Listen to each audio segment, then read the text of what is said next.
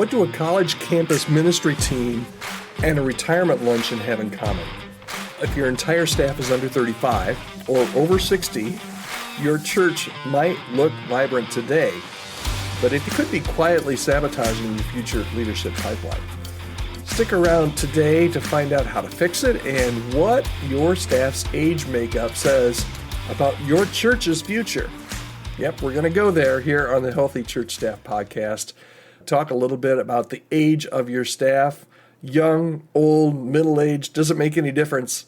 We're going to talk about it. All right. Hi there. My name is Todd Rhodes. I'm one of the co-founders over at chemistrystaffing.com, and you're listening to the Healthy Church Staff Podcast. I call it the succession time bomb. You can't really build a healthy future if all of your leaders are aging out at the same time. And churches with staff entirely over 60 are staring down a generational cliff. There's often a little overlap between retiring leaders and potential successors because those successors in many churches just simply don't exist. So you need to ask yourself, if your senior leaders all step down next year, what would your next wave look like in leadership? And would they even be in the building currently? On the flip side, some churches try to stay intentionally young and hip by only hiring 20 and 30-somethings.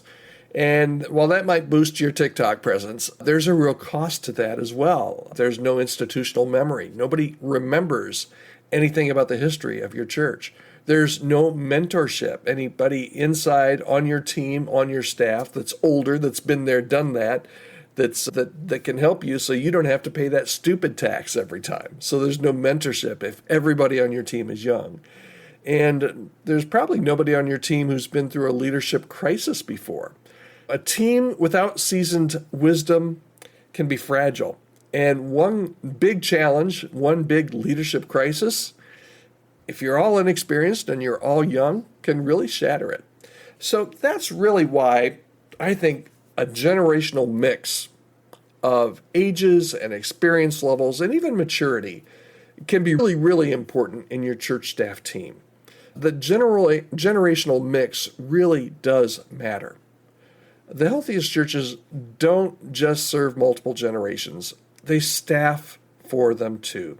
Older leaders are going to bring that mentorship and that stability. Younger leaders are going to bring some of that energy and innovation. It's not either or.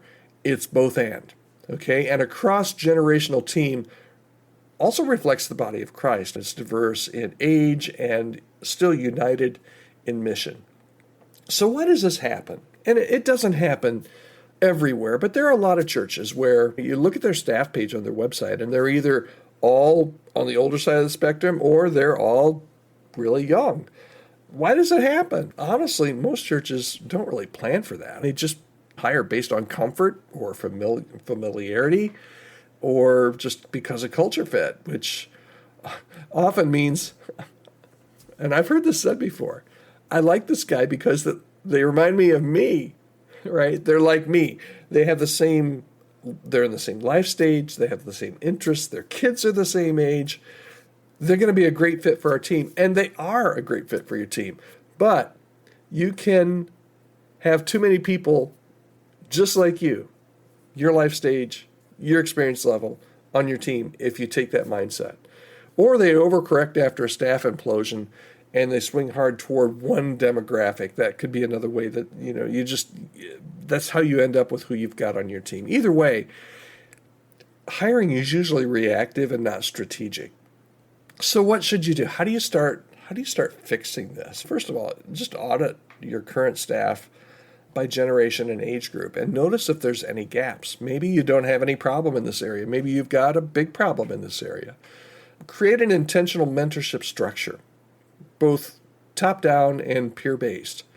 And this is something that I think is just really valuable to have on your church team, is to have younger people that can be mentored by the older people. That's just invaluable.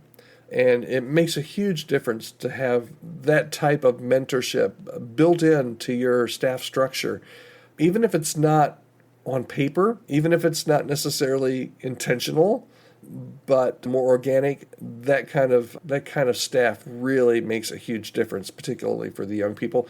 And it's incredibly valuable for the old people too. Old people. I'm putting myself in that category.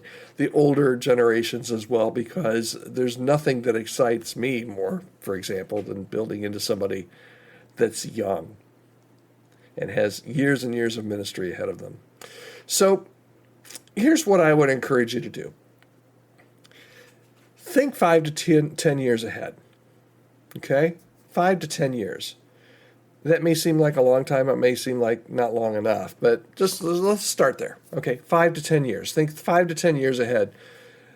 Right now, just look 5 to 10 years ahead. Who's preparing to lead? And who's preparing to leave?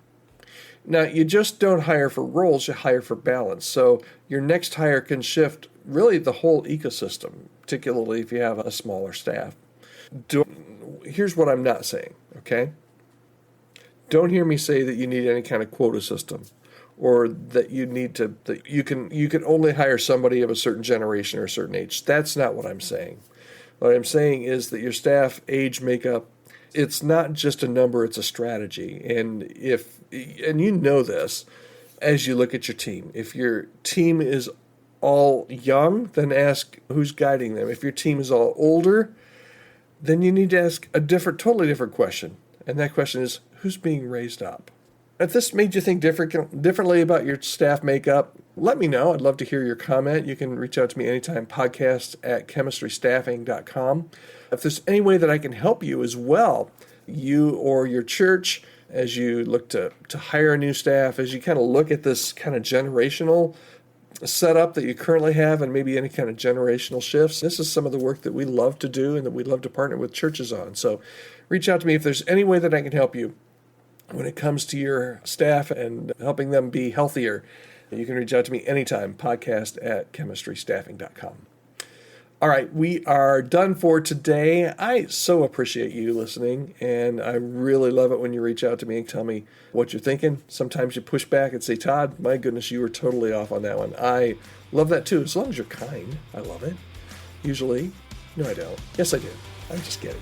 Love to hear from you, podcast@chemistrystaffing.com. Hope you have a great day in ministry, and come back tomorrow for more Todd time and hopefully some leadership encouragement right here on the Healthy Church Staff Podcast. Hope you have a great day.